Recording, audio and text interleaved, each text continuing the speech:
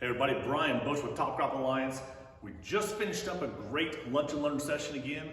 Had Matt Morris, Travis Algren in with us, talking about crop insurance, marketing ideas for 2024. Not gonna go through the whole presentation, but I wanna get a couple of key slides out here, just kind of show you some of the things we've covered and some of the things that kind of stuck with me, made me think a little bit differently here. So I'm gonna jump in first with Travis's presentation. I wanna thank both of them for being here and helping us out. They were very gracious at the time, answered lots of questions. Really wish thank you for everybody that was here. If you're interested, please come to our next ones here. Looking for good topics and things that you want to hear about, because it's a discussion, it's an interaction that really is what we're trying to drive and move forward here. So think about Travis's presentation here. So Travis went through a nice little thought process here when you look at what are some potential prices. If you go back down to 91 million acres of corn, as you know, there's several out there projecting that.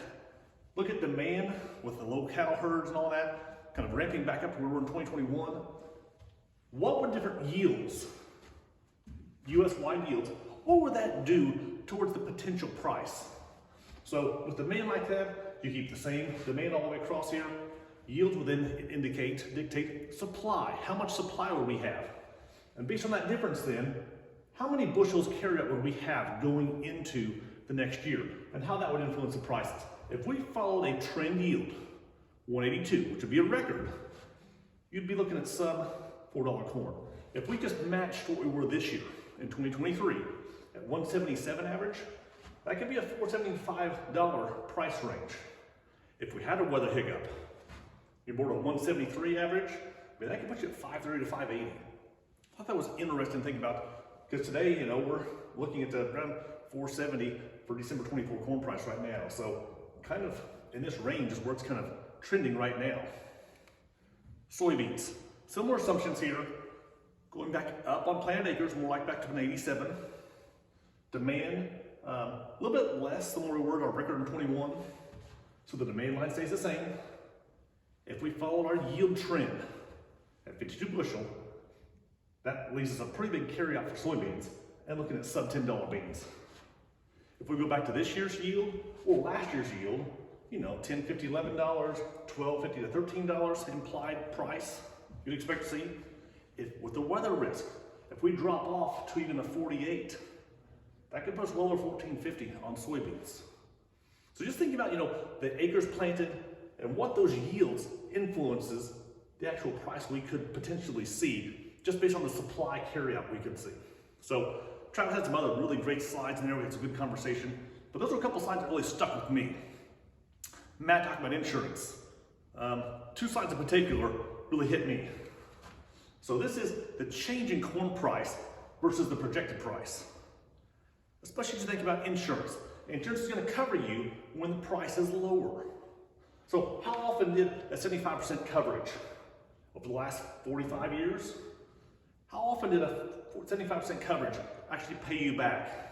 It was about 4% of the time. If you were 80% coverage, that paid off about 18% of the time. 85% coverage, 33% of the time. So a third of the time that paid off. Of course, you're paying a lot more for this coverage than you are this coverage. How's that change when you get to beans?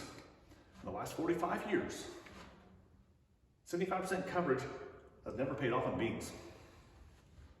About 10% of the time, 11% of the time, 80% coverage.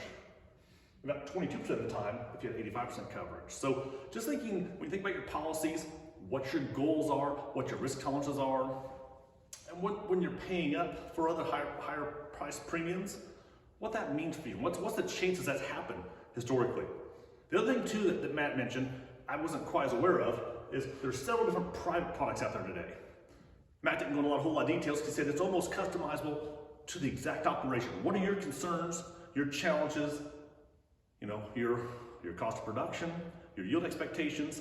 You have poor yielding farms, high yielding farms, all those kind of things can play to different scenarios through the private market, beyond the federal crop insurance program, that can help you cover and do different things based on your specific needs. So it's almost talk to your individual crop insurance agent and try and figure out what's your concerns. What are your needs from products? What do you need to, what income do you need to protect? What downside risk are you willing to either take on or you need to might kind of cover as well? So just a couple slides there from the meeting. Had a great time. Again, thank you to Travis Algren, Matt Morris, and everybody that came out to the meeting today. Hope to have you at one of our next meetings here. So thank you very much.